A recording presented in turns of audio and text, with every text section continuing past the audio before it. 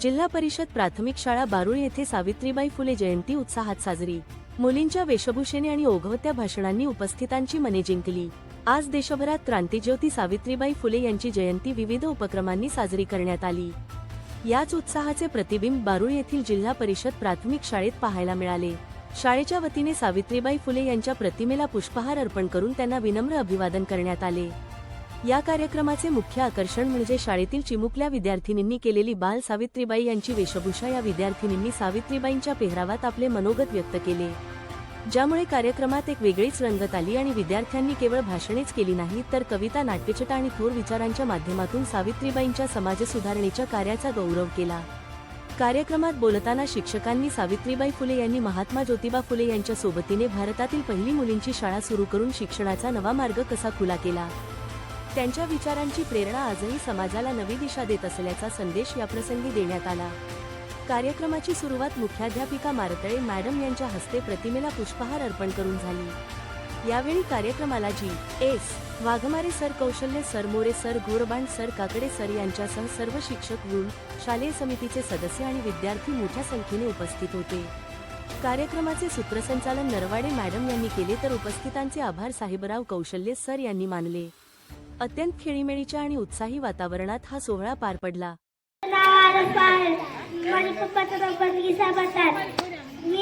मी दुसरी शिक्षक आहोत।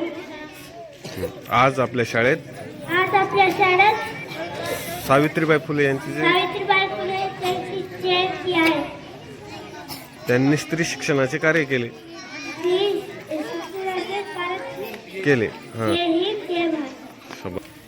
सर्वांना माझा नमस्कार। बालिका दिनाच्या शुभेच्छा। आज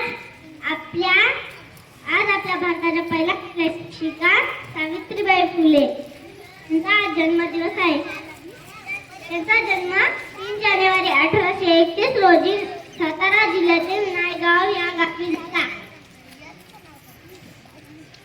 त्यांनी ज्योतिराव फुले यांच्याशी झाला। त्यांच्या वडिलांचे नाव खंडोजी नेवसे पाटील होते। त्यांच्या आईचे नाव लक्ष्मीबाई होते। ते अशिक्षित होत्या। पती ज्योतिराव फुलेंनी सावित्रीबाईंना शिक्षणाचे धडे दिले। जे आपणाशी ठावे ते इतरांशी सांगावे, शहाणे करून सोडावे। या उक्तीप्रमाणे सावित्रीबाईंनी स्वतः शिक्षण घेतले व मुलींना शिकवण्याचे कार्य केले। म्हणून आज मुलांबरोबर मुली मोठ्या अभिमानाने शिक्षण घेऊ शकतात। एवढं बोलून मी माझे भाषण संपवतो। जय जय महाराज। नमस्कार, माझे नाव विद्याराजू लोंगडे आहे।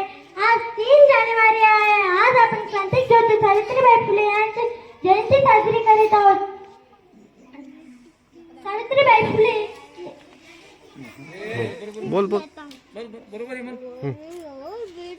भारताच्या पहिल्या महिला शिक्षिका होत्या। त्यांचा जन्म 3 जानेवारी 1831 रोजी नायगाव येथे झाला।